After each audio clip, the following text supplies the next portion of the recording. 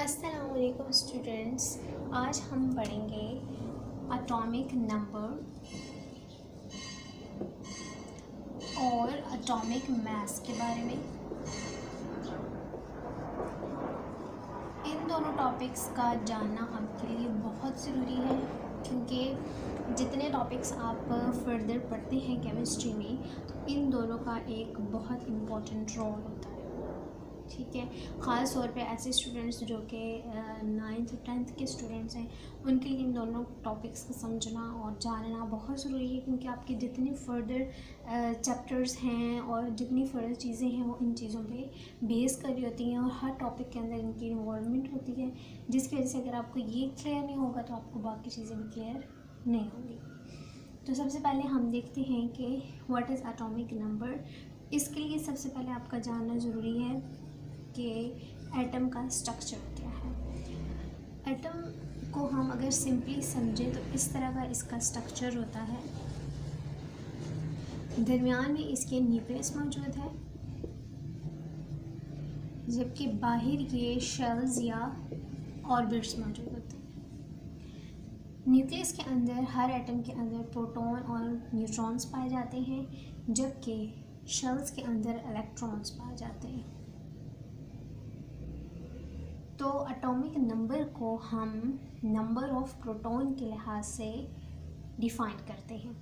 For example, अगर किसी atom के अंदर 2 प्रोटॉन्स हैं तो इसका मतलब है कि उसका एटॉमिक नंबर 2 है।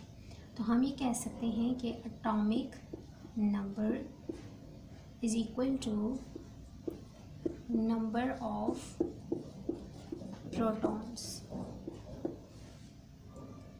और आप ये एक और कंसेप्ट भी अपने जहन में रखना है कि नंबर ऑफ़ किसी भी एटम के अंदर प्रोटॉन्स और इलेक्ट्रॉन्स की जो नंबर है वो इक्वल होता है। फॉर एग्ज़ाम्पल, किसी एटम के अंदर अगर 2 प्रोटॉन्स हैं तो उसका मतलब है उसके अंदर 2 ही इलेक्ट्रॉन्स होंगे। So we can define as atomic number it's in the simple way that number of protons in an atom. उसके बाद आता है एटॉमिक मास। एटॉमिक मास को हम डिफ़ाइन कर सकते हैं नंबर ऑफ़ प्रोटॉन और नंबर ऑफ़ न्यूट्रॉन के लिहाज से।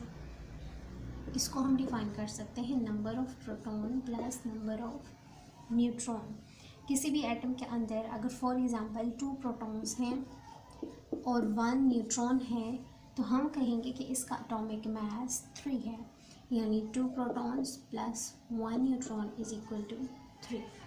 इसका मतलब है कि इस एटम के अंदर 3 एटॉमिक मास है।